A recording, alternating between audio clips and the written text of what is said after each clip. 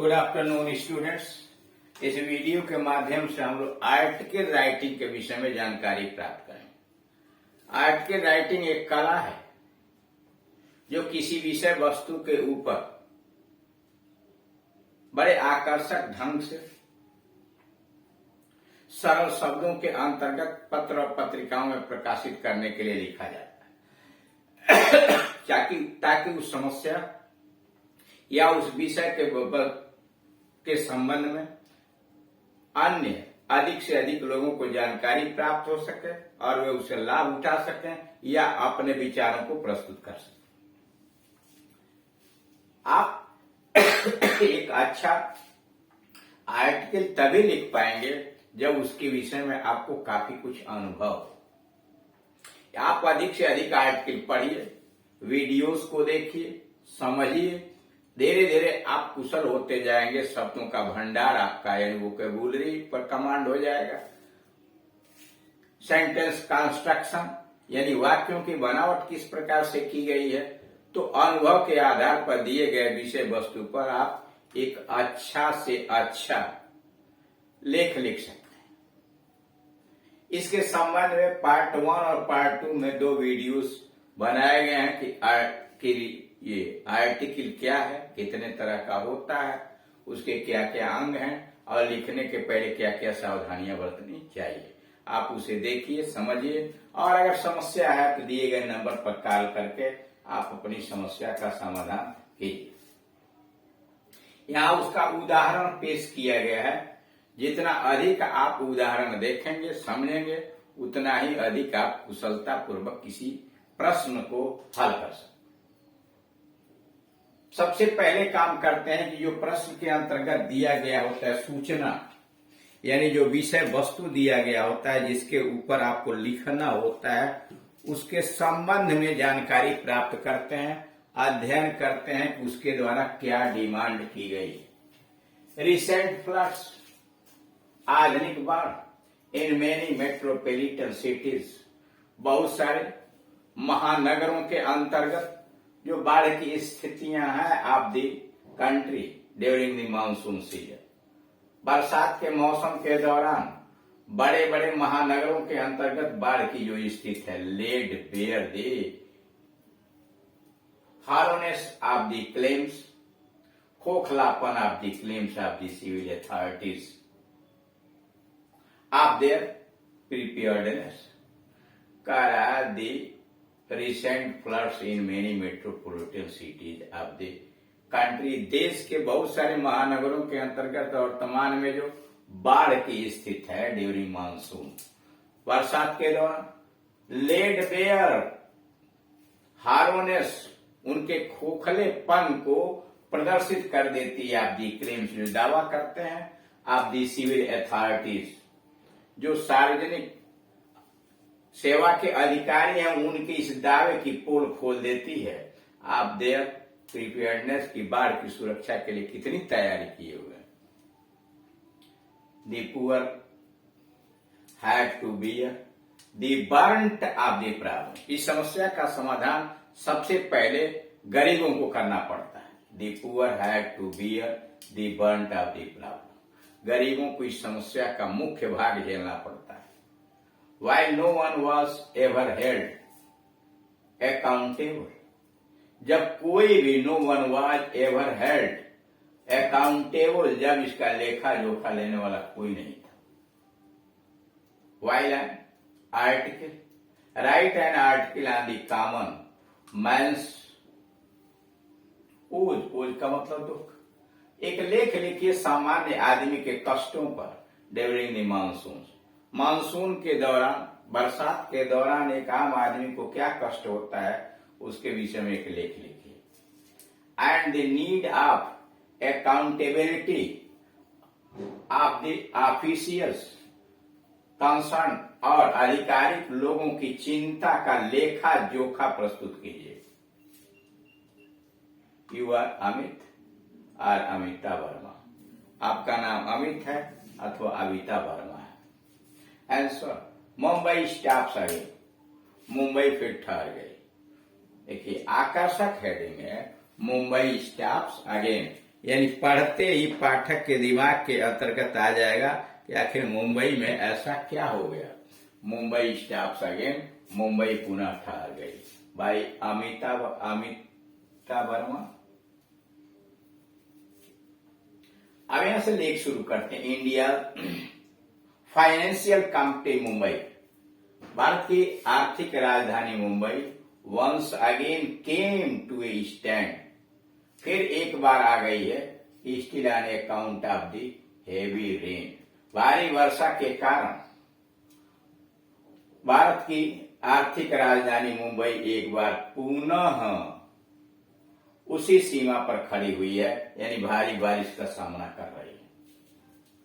But rainfall over the last day, लेकिन पिछले दिन जो बारिश हुई is nowhere as the overwhelming as what the city experience, कारा उससे कम नहीं थे जबकि इस नगर ने अनुभव किया था 26 जुलाई 2005, 26 जुलाई 2005 को मुंबई में जो भारी बरसात हुई थी उसी प्रकार की बरसात पिछले दिन हुई थी।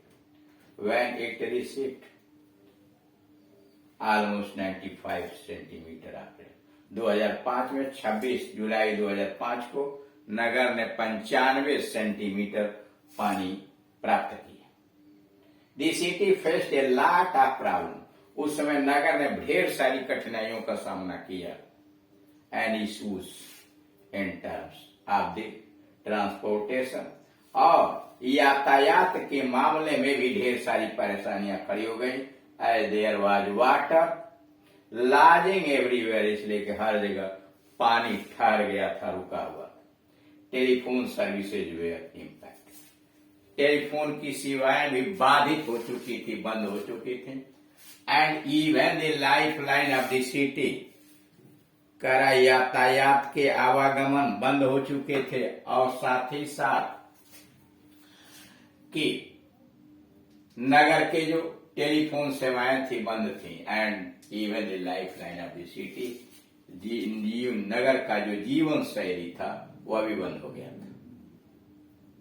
The local trains were badly impacted, local चलने वाली गाड़ियां भी पूरी तरह से प्रभावित हुई थी। The local trains were badly impacted, local गाड़ियां बहुत अधिक प्रभावित हुई।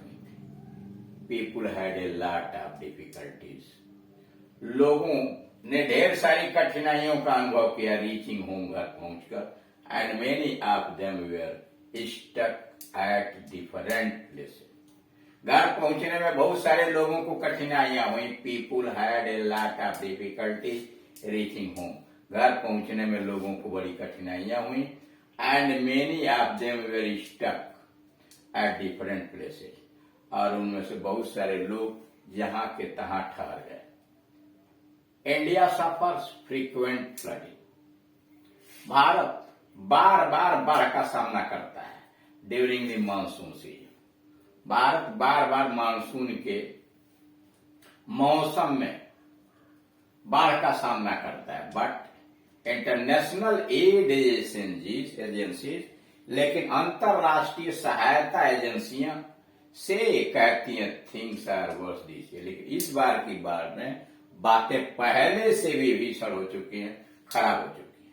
With thousands of villages cut off, हजारों गांव कट चुके हैं मुख्य नगर से। And people deprived of food, लोग भोजन से वंचित हो गए हैं। And clean water for days, कई दिनों से लोग भोजन और स्वच्छ पानी के अभाव में हैं। The sad thing is that, दुखद बात तो यह है आवर गवर्नमेंट इज अनप्रिपेयर्ड, सबसे दुखद बात तो यह है कि हमारी जो सरकार है वह तैयारी नहीं की है। In spite of recurring floods every year, हर साल बाढ़ के विभीषिका का सामना करने के बावजूद भी इस वर्ष हमारी सरकार तैयार नहीं है। थाउजेंड्स ऑफ स्लम पीपुल, हजारों की संख्या में गंदगी में जीने वाले लोग, गंदी बस्तियों में रहने वाले लोग, हैव देयर लाइफ डिवास्टेटेड, अपना जीवन खो चुके हैं by floods every year. Gandhi बस्ती में रहने वाले लोग हर वर्ष बाढ़ के द्वारा अपना जीवन, हजारों लोग अपना जीवन गंवा देते हैं। दोज हुए ऑलरेडी सफरिंग, वे लोग गांधी बस्तियों में जो पहले से कष्ट सह रहे थे, एंड डिप्राइव्ड क्लासेज, और वंचित वर्गों के लोग सफर मोर डेप्रीवेशन, वही इस वंचीकरण का अधिक कष्ट सहते हैं। The government should take their responsibility seriously. The government should take, सरकार को लेनी पड़ेगी, लेनी चाहिए। The government should take their responsibility seriously, सरकार को अपने उत्तरदायित्व को गंभीरता पूर्वक लेना चाहिए। Steps should be taken